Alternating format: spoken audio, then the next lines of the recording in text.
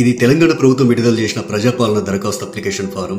కాంగ్రెస్ ప్రభుత్వం అమలు చేస్తున్న 6 గ్యారెంటీల లబ్ధిని పొందేందుకు ఈ అప్లికేషన్ ఫారంలో అడిగిన అన్ని వివరాలను కరెక్ట్ గా నింపాల్సి ఉంటుంది. ప్రజాపాలన దరఖాస్తులను ఎలా నింపాలో ఈ వీడియోలో చూద్దాం. ఈ దరఖాస్తు సంఖ్యను ప్రభుత్వం వారు చూసుకుంటారు. మీరు దీంట్లో ఏం రాయకండి. కుటుంబ వివరాల కింద మీరు కొన్ని వివరాలు రాయాల్సి ఉంటుంది. ఇక్కడ మీ పూర్తి పేరు రాయండి. ఇక్కడ ఇంటి యజమాని స్త్రీ అయితే స్త్రీ అని టిక్ చేయండి, పురుషుడైతే పురుషుడి దగ్గర టిక్ చేయండి, ఇతరులైతే ఇతరుల దగ్గర టిక్ చేయండి. మీరు ఏ సామాజిక వర్గానికి చెందినవారో ఇక్కడ టిక్ చేయండి. ఎస్సీ అయితే ఎస్సీ దగ్గర, ఎస్టీ అయితే ఎస్టీ దగ్గర, బీసీ అయితే బీసీ దగ్గర, మైనార్టీ అయితే మైనార్టీ దగ్గర టిక్ చేయండి. ఎస్సీ ఎస్టీ బీసీ మైనార్టీ కాని వారు ఇతరుల దగ్గర టిక్ చేయండి. ఇక్కడ వారి పుట్టిన తేదీ, పుట్టిన నెల, సంవత్సరం వరుసగా ఇవ్వండి. 12 అంకెల ఆధార్ కార్డ్ నెంబర్ ఇందులో ఫిల్ చేయండి. ఇక్కడ రేషన్ కార్డ్ నెంబర్ రాయండి. ఇక్కడ మీ మొబైల్ నెంబర్ రాయండి. వృత్తి దగ్గర మీరు చేసే వృత్తిని రాయండి. ఇక్కడ మీ కుటుంబ సభ్యుల పేర్లు, వారి వివరాలు తెలపాలి. ఇక్కడ పేరు, అతను గాని ఆమె గాని మీకేమవుతారో, తల్లి అయితే తల్లి అని, భార్య అయితే భార్య అని, కొడుకు అయితే కొడుకు అని, కూతురు అయితే కూతురు అని నింపండి.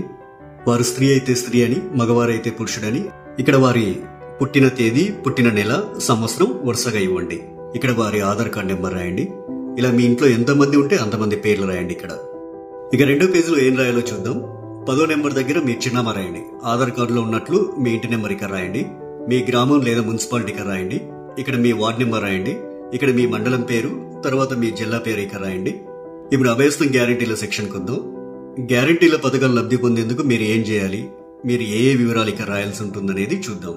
ఇక్కడ కావలసిన పథకాల లబ్ధి కొరకు మీరు టిక్ మార్క్ చేయాల్సి ఉంటుంది. మహాలక్ష్మి పథకంలో భాగంగా ఇక్కడ 2 పథకాలు ఉన్నాయి. మొదటిది ప్రతి నెల 2500 ఆర్థిక సాయం పొందేందుకు ఇక టిక్ మార్క్ పెట్టండి. ఇక రెండోది 500 రూపాయలకు గ్యాస్ సిలిండర్ పొందేందుకు ఇక టిక్ మార్క్ పెట్టండి. 500 రూపాయలకు గ్యాస్ సిలిండర్ సంబంధించి మీరు కొన్ని వివరాలు నింపాల్సి ఉంటుంది. మొదట ఇక్కడ మీ గ్యాస్ కనెక్షన్ నెంబర్ రాయండి. ఇక్కడేమో మీకు గ్యాస్ సరఫరా చేస్తున్న కంపెనీ పేరు రాయండి. మీరు సంవత్సరానికి ఎన్ని గ్యాస్ సిలిండర్లు వాడతారో ఆ సంఖ్యని ఇక్కడ రాయండి. రైతు భరోసా పథకం కింద లబ్ధి పొందేందుకు ఇక్కడ కొన్ని వివరాలు ఇవ్వాలి. రైతులు ప్రతి ఏటా ఎకరానికి 15,000 రూపాయలు పొందేందుకు ఇక్కడ వివరాలు ఇవ్వాల్సి ఉంటుంది. మీరు రైతు అయితే ఇక్కడ టిక్ మార్క్ పెట్టండి. ఒకవేళ మీరు కౌలు రైతు అయితే ఇక్కడ టిక్ మార్క్ పెట్టండి. ఇక్కడ మీ పట్టాదారు పుస్తక నెంబర్లు రాయండి. మీరు సాగు చేస్తున్న భూమి వివరాలు అంటే సర్వే నెంబరు, విస్తీర్ణం అలాంటి వివరాలన్నీ ఇక్కడ రాయండి. మీరు వ్యవసాయ కూలీలైతే ఏటా ఇచ్చే 12,000 రూపాయల కోసం ఇక్కడ టిక్ మార్క్ చేయండి. ఇక్కడ మీ ఉపాధి హామీ కార్డు నెంబర్ రాయండి.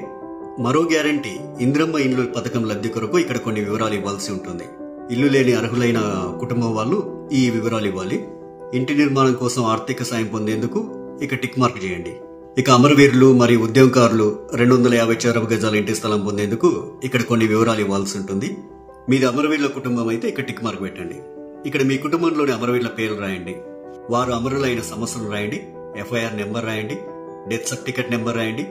ఒకవేళ ఉద్యమకారులైతే మీరు తెలంగాణ ఉద్యమంలో పాల్గొన్నట్లయితే అవును అని ఉంది కదా, ఈ బాక్స్ దగ్గర టిక్ మార్క్ పెట్టండి.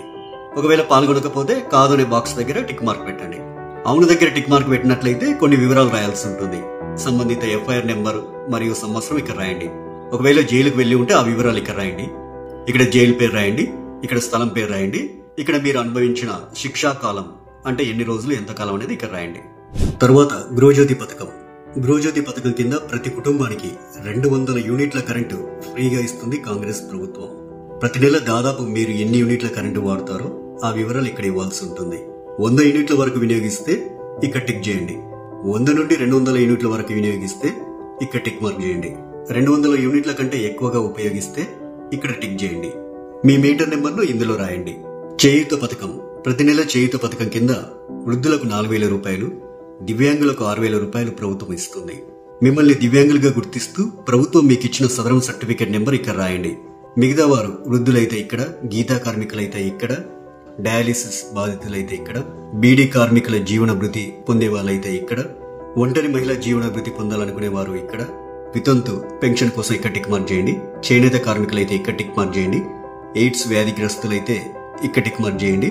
పైలేరియా బాధితులు ఇక్కడ టిక్ మార్క్ చేయండి.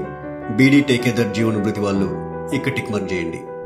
ఈ అప్లికేషన్ ఫామ్ కు మీ ఆధార్ కార్డ్ జిరాక్స్, తెల్ల రేషన్ కార్డ్ జిరాక్స్ కాపీని జత చేయాల్సి ఉంటుంది. ఇక్కడ మీ సంతకం, ఇక్కడ మీరు అప్లికేషన్ ఇచ్చిన తేదీ రాయండి. మీ ఊర్లో ప్రజాపాలన సదస్సులు పెట్టినప్పుడు ఈ అప్లికేషన్ ఫామ్ తీసుకెళ్లి వారికి ఇవ్వాలి. ఇక చివరిగా ప్రజాపాలన దరఖాస్తు రసీదు ఉంటుంది.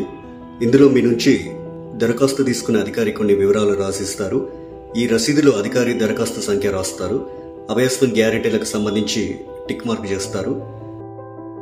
తదితర వివరాలన్నీ కూడా రాస్తారు. చివరగా అధికారి తన సంతకం చేసి మీకు రసీదునిస్తారు.